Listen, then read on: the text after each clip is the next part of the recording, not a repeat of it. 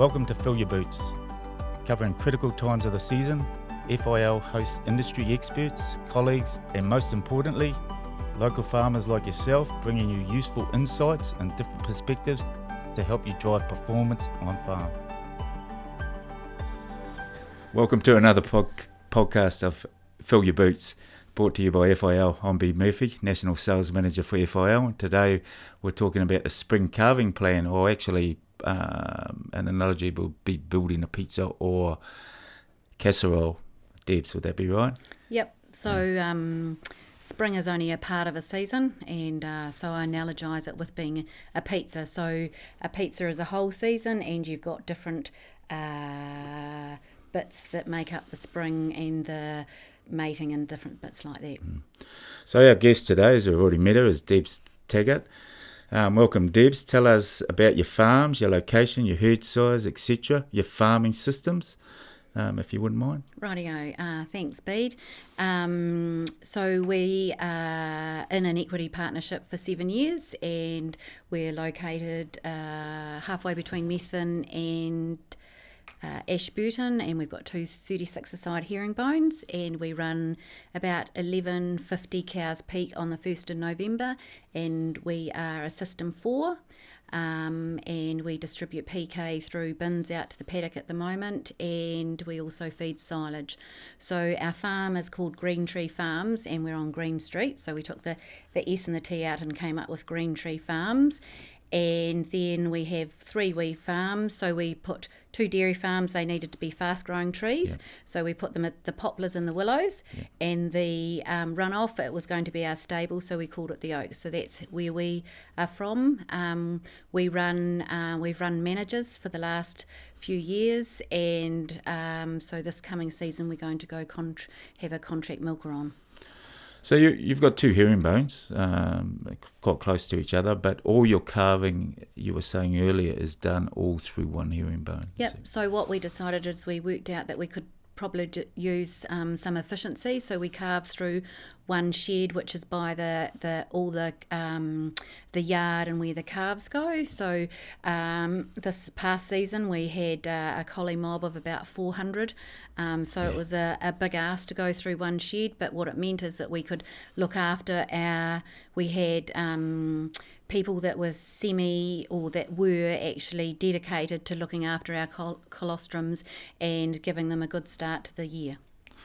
So if we go back to a typical spring calving for you previous to this season, what was the norm, what was the practice, what were your daily challenges in those times?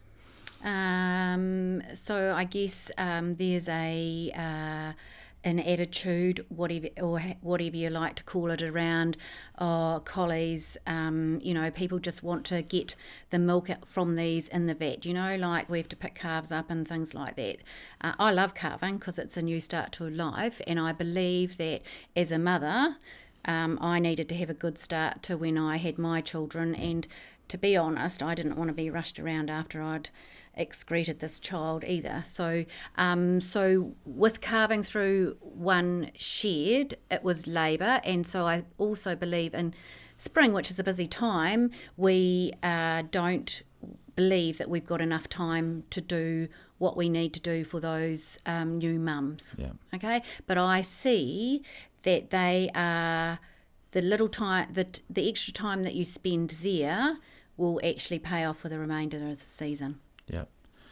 So, come back to your collies. You're milking them once a day for a minimum of 8 days. Yeah. Yeah. So what we did is with our colostrums, with the new mums, we believed that we would pick them up reasonably soon after they calved, and then what we decided is we would go to milking our collies once a day for 8 days, because this minimised the walkage that those new mums had to do, and it also allowed them to have gut fill and have ad lib and be treated like queens out in the paddock. Okay. So, all right, that's how you used to be. Along comes Chris. Yep. Your FIL rep. Yep. Walks up the tanker track and says, Debbs, I want you to try this spring calving plan. What was your initial thoughts, and was there reluctance to it? Yep. So we saw merit in it. We initially thought that there was extra workload with it because you have to take time, and it was going to take more time at an already busy time of the year. So we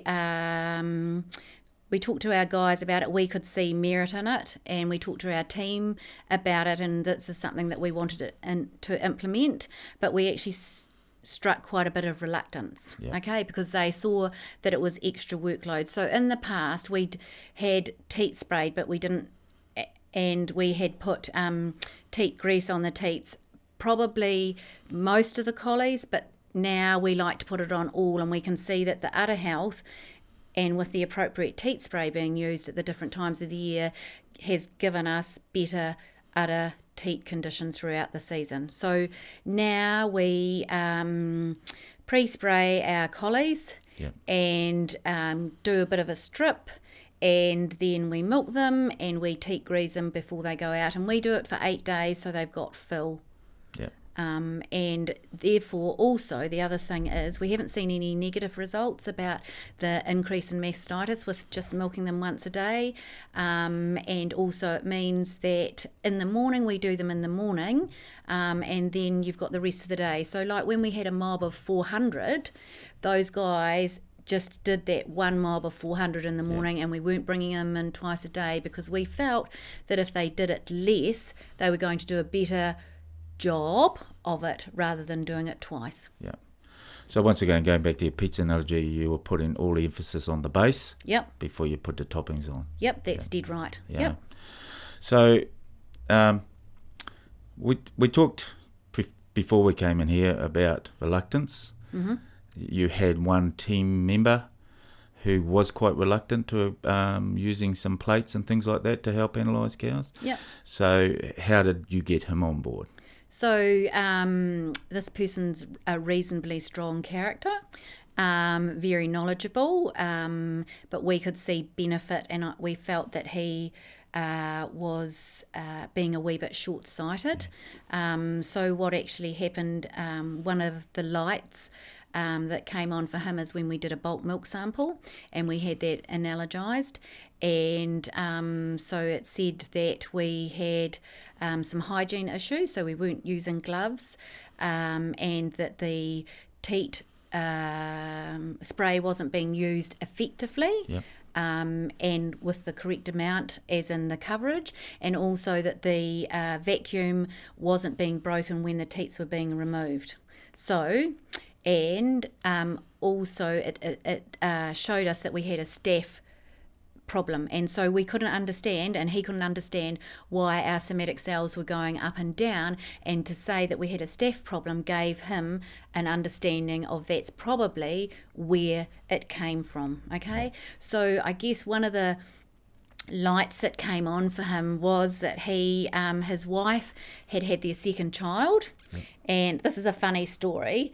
Well, I think it's funny anyway. His wife had their second child, and she was having a breast infection that kept on coming, and she'd have drugs and it would go away and come. And this was the same pattern with their first child, and she got really quite sick. And so he decided that he would take a plate of her breast milk and have it and test it. So he took this plate and he put it in the incubator, and then it came back, and it got red, and what it did is it came back and it had staph on it. And so Chris, can I use Chris's name? So Chris said, well, what cow did that come from? And he said it was a 23-year-old with in her second lactation. So, and Chris is like, I can't get this, I don't get this. But anyway, so it was his wife. And so what it did is it actually gave it to him in a personal level that he could equate to it. And the other thing is that he, being from the milking shed, not wearing gloves, probably contributed to his wife's staph issue. I guess that would be a real opener for him to say that there's a link there, that hygiene around his own hands, the cracked hands and things like that, and taking that home. So that is a funny story. I would love to have seen Chris's face when he was trying to work out a 23-year-old, but she was only in her second lactation. It's funny. Yeah, It's funny, but that's how we got it. So we have had still a wee bit of reluctance, but we're trying to work with it because we don't believe in going head to head with people. We actually need to try and work how we can get the story so they can make it fit with their life and find it tangible. And one of the words you've used probably a couple of times is team. And we spoke earlier before we decided to film this, and I was impressed the way your team is not just your farm team. Your team extends out to accountants, farm advisors. They're all part of one of the team. There is no hierarchy as such. Yeah. So, Yeah, so we believe in a team. We don't have staff because to me that's subservient, and I don't agree with that. We all have our roles. We have contractors for doing different parts of our business, and like we have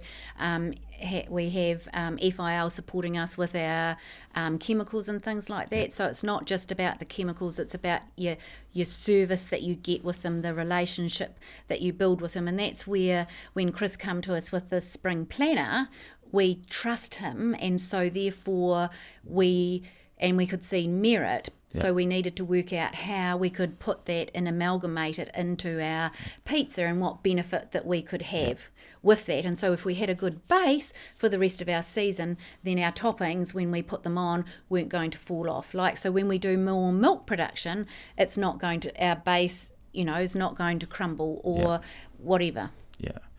So I guess moving on from, so you've done your spring cap mastitis plan, you've moved on. Have you seen any benefits in like production or antibiotic use or more days in milk, or do you think this could be an extended thing that you should be looking for? Jeepers, there are a lot of questions you've asked all in that one sentence. Anyway, so what we'll do is, have we seen benefits? So this season, it's probably the first season that we've probably done it 90% with the plates and things like that, and with our spring due diligence in the springs with our collies. So at the moment, we don't necessarily see more milk. Okay, but what I see is the fact that we actually know what we're treating, rather than wet fingering what that cow has or a particular type of mastitis. We know, so we're specifically treating. We're not doing a treatment and then having to do another treatment. Okay. Also, the other thing is, if she plates out and she's got staph, we don't necessarily agree with culling a staph cow, but we can work out, if we do treat her, what is the success rate that we're going to have with treating that cow. So if she's an older cow, have a look at the mastitis history that she's had. Has she had it heaps? But does she do big milk? So are we going to keep her in the herd, or are we going to cull her? Yeah. So with the plates that we use in the incubator system, we have a evidence or details, so we can actually treat that. We're not reaching for the red drugs. We could perhaps go for a lesser drug, because some of these drugs aren't going to be on the market and they're trying to reduce them. And we can also say to our vet, well, this girl's got this, we actually need our good drug, rather than putting our middle drug and then we go to them. And so therefore that means that cow, if we treat her with the wrong drug, she's out of the vat longer. The guys are spending time treating her, and she won't come back into milk, or she'll have less production that year. So what we're trying to do is we're trying to treat for what she's got, not for what we think. So you're treating the individual, not just a blanket theory. Yep, that's right. So, and we see that perhaps with doing this, we can, so a cow that's had, it will allow us to specifically treat with dry cow, because going down, we're not going to be able to blanket our dry cow. Maybe some of these cows we can use teat seal on, or our high risk cows we can use a long acting dry cow on. Or you can go the other way and you can isolate and still milk. They can still end up in the vat, and then make the decision later, as you say, when it comes to dry off, which way you're going. Yeah, so we don't just cull just because they've got staph or whatever. Yeah. We don't cull on that. We look at the big picture, the big base of the picture, the different segments. Yeah. So, in your experience, how did the early season procedures such as pre-spraying colostrums and taking that effort, did they increase your milking times? Yes, it did increase our milking times, but we believe, looking now and through the season, our udder and our teat condition was better. So if we believe that if we take the time in the spring, then it's going to save us time in the remainder of the season, because those cows should be in better health. Yeah. Okay, so they say, Dairy NZ say, a somatic cell under 150,000 means that you've got good udder health and good cow health. So that's our target with having it under 150,000 somatic cells. So we believe spend time to prepare the base for the season. Calving is one of the most important parts of the season, and probably mating is the next part. And then we think a lot of people take the pedal off, but the remainder of the season is actually when we believe that you can make a lot of headway, not only in milk production, but how you go into the winter for your cows, like feeding them right, looking after them. Yeah. You know, give your staff some time off. It's the big picture. Healthy cows are happy cows. Yeah, they are happy cows. Yeah. Yep. So you use the pizza analogy, I use the rugby one, that if you don't put the effort in pre-season, so you don't put the training, you don't do the extra hard yards, then you're probably going to carry an injury all season. So this is exactly how your cows are. If you don't put that extra benefit into them at the start, then they're going to limp through the season. And in all essence, most people would blame the cow, but it's not the cow's fault genuinely. Well, why does a cow kick? Yeah, well, it's unhappy, really. It's unhappy, and it's a reaction to something that is environmentally for her. Yeah. Yep. So I guess something else that we've learned is to look at the big picture. Look at, like, if we've got multiple mastitis coming in the front right quarter, so why is that? You know, like, what is it? What is that? Is it environmental? So we had, when we did our bulk milk sample, we found out some of it was shit. So, and our guys weren't hosing the yard out. So you can actually pinpoint things, and so you're actually dealing with facts rather than... Well, like you said, you know, the bulk milk test showed you that vacuums weren't getting broken. I mean, that's a prime example of teat end damage right there, which is you've damaged the teat, you've opened a gateway for everything. So yeah. But I don't know how. So we all have long time habits. Okay, so how do you? So one of our challenges is to show the guys or empower them to actually break it correctly, and then they're not going to perhaps treat that cow for mastitis. So spend an extra 1-2 to break that vacuum instead of having to put drugs up her for 3 days and she's milking out of the vat. But how do you do that? So the methodology to do that is to, I don't believe in being continually at people, but that's something that we have not struggled with, but it's been a work in progress, and I don't think we've still got the solution. You're getting closer though.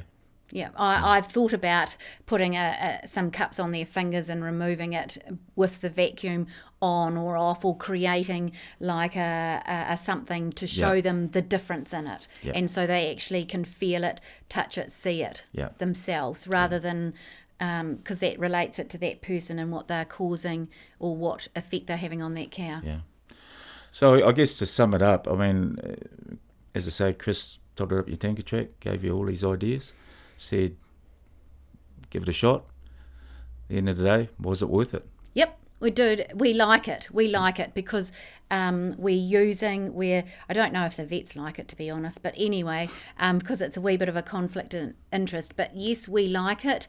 We believe it's part of our team now. It's part of our policy on the farm. And I believe, so drug usage, we haven't seen the decrease this year yet, but we've drug specific, so we've probably reduced the cow time out of the vat. Yeah. So this coming season, we will see more benefit. Our collies, we helped more, or they'll be looked after more, so we're still going to carve through one shed.